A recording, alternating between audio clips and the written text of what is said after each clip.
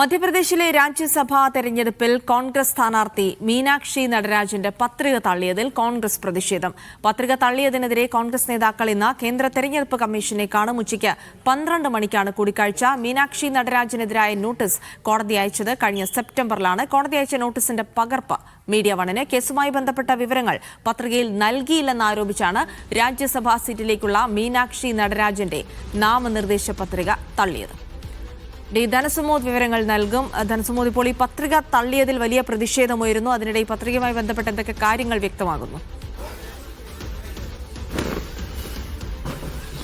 ഈ നാമനിർദ്ദേശ പത്രിക തള്ളിയത് തികച്ചും കുറ്റകരമായ ഒരു രീതിയാണ്. അത് വരണാധികാരിക്ക് സംഭവിച്ച വീഴ്ചയാണ് എന്നുള്ളൊരു കാര്യമാണ് കോൺഗ്രസ് പറയുന്നത്. പക്ഷേ വരണാധികാരി ഉറച്ചു നിൽക്കുന്നത് കോടതിയിൽ ഉണ്ടായിരുന്ന തെലങ്കാന കോടതിയിൽ ഉണ്ടായിരുന്ന ഒരു കേസുമായി ബന്ധപ്പെട്ട വിവരങ്ങൾ മറച്ചു വെച്ചു എന്നുള്ളതാണ്.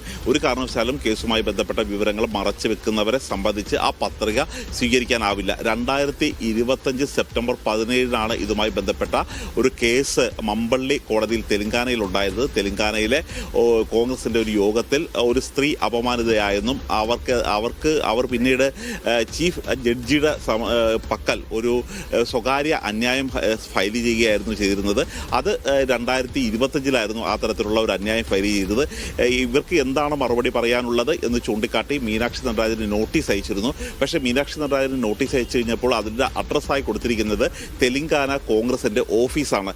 അതുകൊണ്ട് മീനാക്ഷി നടരാജൻ ഇതൊരു കേവലം നോട്ടീസാണെന്ന് മാത്രം കരുതി തള്ളിക്കളയായിരുന്നു അതിനകത്ത് ചെയ്തിരുന്നത്. ഇത് ഒരു വലിയൊരു വീഴ്ചയാണ് എന്നുള്ളൊരു കാര്യം തന്നെയാണ് വരണാധികാരി പറയുന്നത്. പക്ഷേ കേസ് രജിസ്റ്റർ ചെയ്ത് മുന്നോട്ട് പോയില്ലെന്നും ആ തരത്തിലുള്ള ഒരു നടപടി ഒരു പകപോക്കലിൻ്റെ ഭാഗമായിട്ട് ചെയ്തതാണ്, ഇതൊരു BJPക്ക് വേണ്ടിയുള്ള ഒരു പ്രവർത്തനമാണ് ചെയ്തത് എന്ന് ചൂണ്ടിക്കാട്ടിയാണ് കോൺഗ്രസ് നേതൃത്വം രംഗത്ത് വന്നിരിക്കുന്നത്. അതിൻ്റെ ഭാഗമായിട്ടാണ് കോൺഗ്രസ് ജയറാം രമേശ്, KC വേണുഗോപാൽ തുടങ്ങിയ ആളുകൾ ഇന്ന് പ്രധാനപ്പെട്ട നേതാക്കന്മാർ ഇന്നലെ കേന്ദ്ര തെരഞ്ഞെടുപ്പ് കമ്മീഷന്റെ ഓഫീസ് ഉപരോധിക്കുക വരെ ചെയ്തിരുന്നു. അവിടെ കുത്തിയിരിക്കുകയായിരുന്നു ചെയ്തത്. അവർക്ക് കേന്ദ്ര തെരഞ്ഞെടുപ്പ് കമ്മീഷണറുമായി സംസാരിക്കാൻ അവസരമൊരുക്കണം എന്നുള്ളൊരു കാര്യമാണ് പറഞ്ഞത്.